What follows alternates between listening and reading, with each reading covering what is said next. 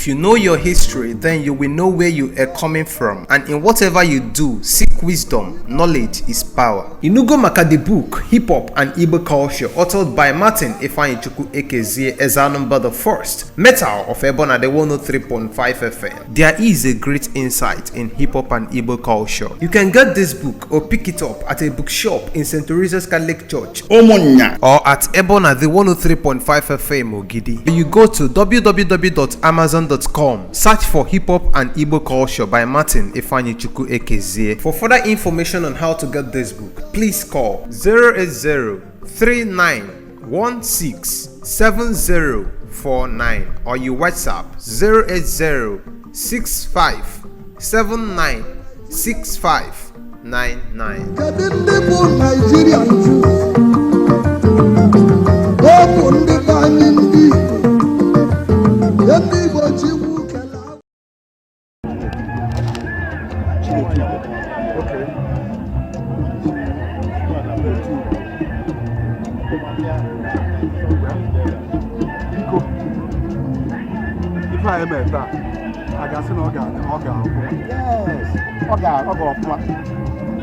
By the grace of God, if I am a can you feel it? Okay, what an Omaro, and that was a promotion. I'm going to leave. I want you to have a chat. That's how they do our food. As in the Abacha. Okay, I love what I gave you. The waking one plans and give 1 minute.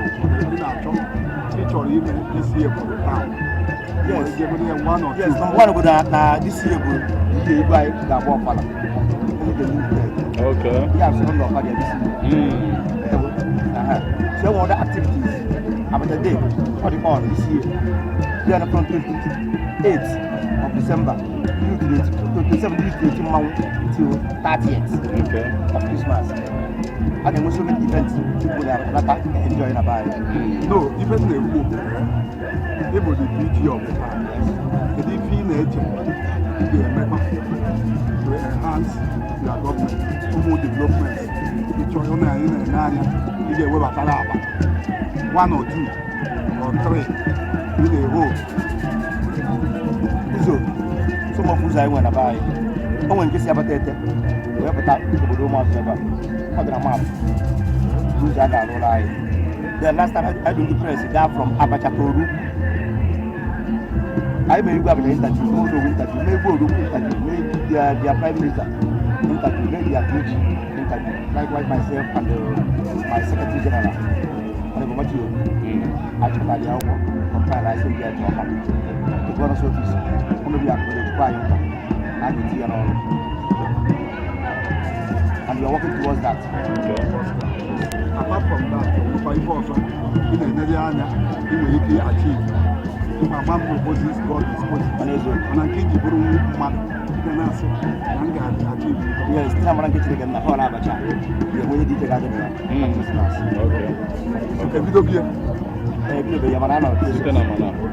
okay, so Igu Aro now mark the beginning of agricultural year for Igbo people. Yes. So plans Abacha in a time like this, I go to Nigeria about agriculture itself.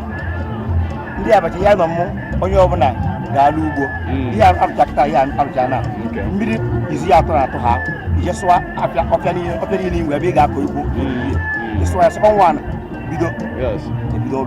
Yes. I'm up an Igu Abacha now for Igu of yes.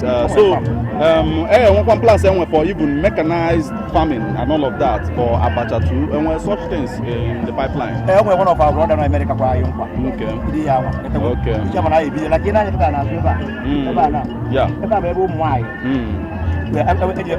think last month or last 2 months. Okay. You can have a share with the help of one of our sister, the sister in Europe. Okay. I use the machine and I swap one. Okay. When the months in yellow hack. Okay. This is why I have made this. Okay. On that case, on the young round to fix your hair. Yes. You're going to talk about someone. You're going to I never want to. Okay. That's our plan. So, can you challenge this? Ilu wa nile, ilu wa nile, ni gabulili.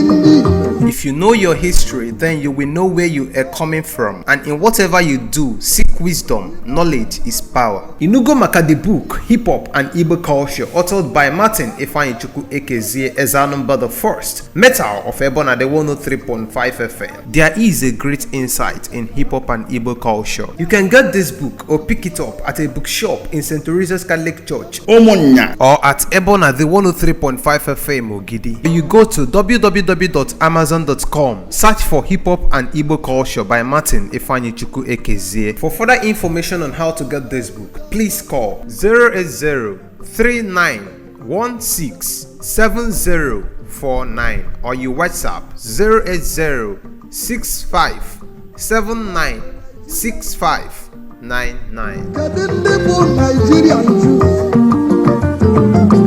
Ọ bụ ndị be anyị ndị Igbo. Ndị Igbo ji iwu kelee.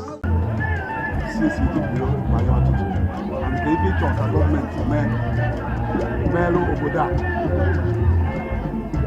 Echisoro udo, a sị na ya na-adị agwụgwụ igwe dị ezu ike, ọ na-agbalị, ọ na-ọkafọ. Ndị Abuja n'iji ka o cheta anyị. Because anyị na-atụla apụga vote massively every time ọ nwere election. So ka o cheta anyị na so many things a ga-arụrụ anyị. Like uzi anyị si Abuja wee banye Imo, ndị nwoke maintain n'onye. Osi Abacha. Uzi si Abuja banye Imo. Ndị dịgo maintenance of the road. Ndị si Abuja wee banye Abacha ete. Same thing. So ka ọ bịa gịnị nyere anyị aka kapa anyị kabe ndị ibe anyị.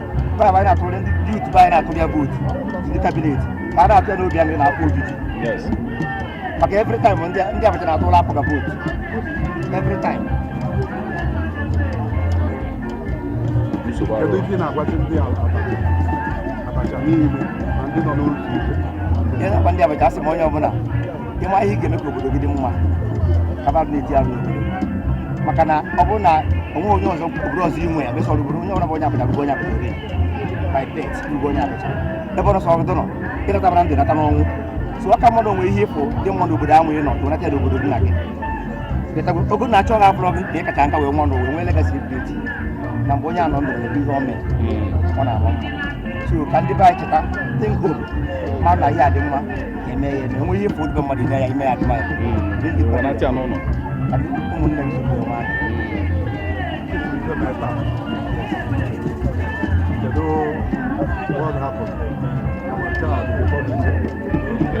Okay, so biko lotekwazala ọhaneze Abacha ọzọ.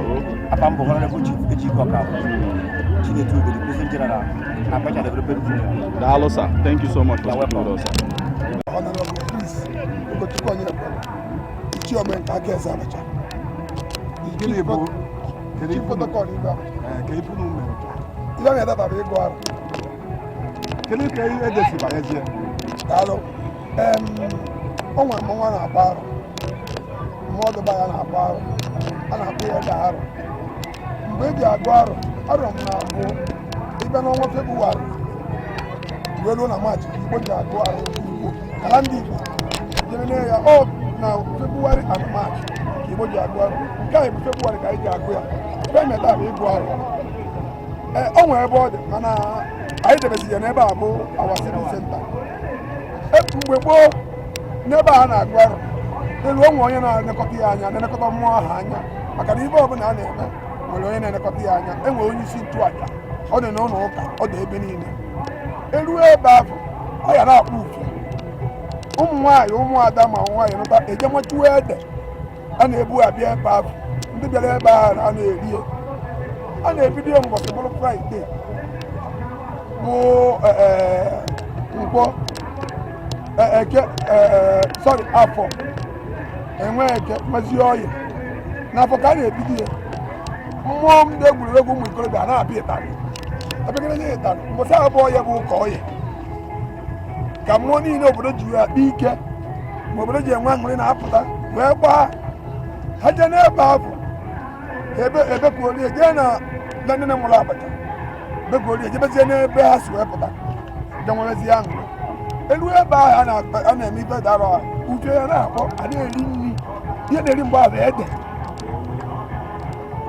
ya mbụzi akpọ ya ede arọ ụfọdụ a na-akpọzi ya Igu Aro maka ụka na ibe ndị ọzọ sanitize ya ka ọ ga-adị ha ma ọ kpọrọ ya erimede. Ọ bụrụ erimede na ọ bụ ịgụ arọ ahụ bụ arọ ede ya ede arọ a na-esi ede mbọsị eji agụnya bụ mmọnwụ a na-esi ede mbọsị eji agụ mmọnwụ afọ. Ọ bụrụ erimede so na ọ bụ na akpọbaziri ya akpọbụ ya erimede o gosi wede n'ọdịnala be ọ arọ ka anyị gụ tata ibe na n'ụka n'oge Disemba ka enwe advent ndị nyere anyị January February mbụ the Roman Empire. Ị ga-eso other country like Ethiopia ha nọrọ na January February. Ethiopia nọ about 2018 kịta 2018 ọ ya nọ ya gọgụrụ anyị fụ ya nọọ mgbe ndị obodo ọbụla ọ dịkwa n'ịwa ji ịma na ịwa ji n'Igbo niile ada awa ji ọbịa nọọ mgbe nke ha ji wee elu mana kalenda Igbo mbụ na February March ine n'anya n'anya n'ọnwa n'abalị a fụ na ọnwa ezugbo oke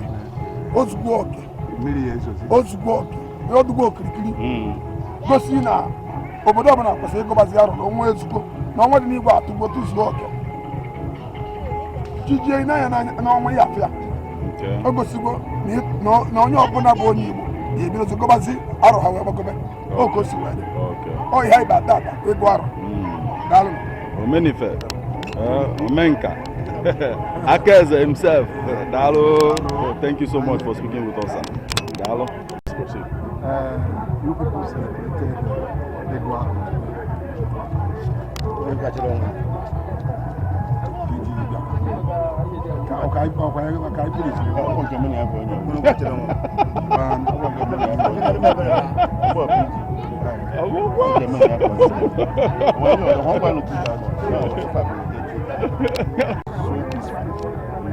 Our people were all the masquerades were the traditional rule of the town was the Onowo of the town, all the cabinet members were all there. You know, the town union government was also there. So we are happy that it was a success. It was all celebration also. So I think it's worth thanking God for. We don't want to bother you. Wasn't there. Because taking cognizance what happened to you. Continue to hold on to our culture and tradition because that's our identity. You understand? That is our identity. That is where our uniqueness lies. So we should continue to hold on to it. Continue to respect our traditional ruler, and his cabinet. Work for the progress of the community. Continue working for the progress and unity of the community. Our youth people are here and stay away from negative lifestyle. You understand? So that's what I have for our people. Okay. Thank you. Remind us of your names again, sir. My name is Honorable Matthew. Thank you so much, sir. Deputy Speaker.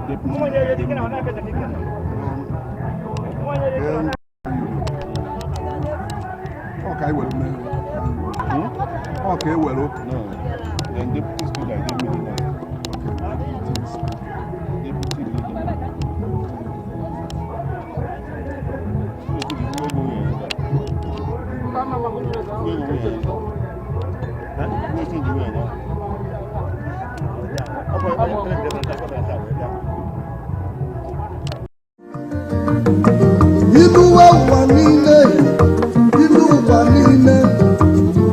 Deputy Leader. If you know your history, then you will know where you are coming from, and in whatever you do, seek wisdom. Knowledge is power. Inugo maka the book Hip Hop and Igbo Culture, authored by Martin Ifeanyichukwu Ekezie Ezanumba the First, Metal of Ebona the 103.5 FM. There is a great insight in hip hop and Igbo culture. You can get this book or pick it up at a bookshop in St. Teresa's Catholic Church, Omonya, or at Ebona the 103.5 FM Ogidi. You go to www.amazon.com, search for Hip Hop and Igbo Culture by Martin Ifeanyichukwu Ekezie. For further information on how to get this book, please call 08039167049 or you WhatsApp 0806579 6599. Kedu ndị bụ Nigerian Jews?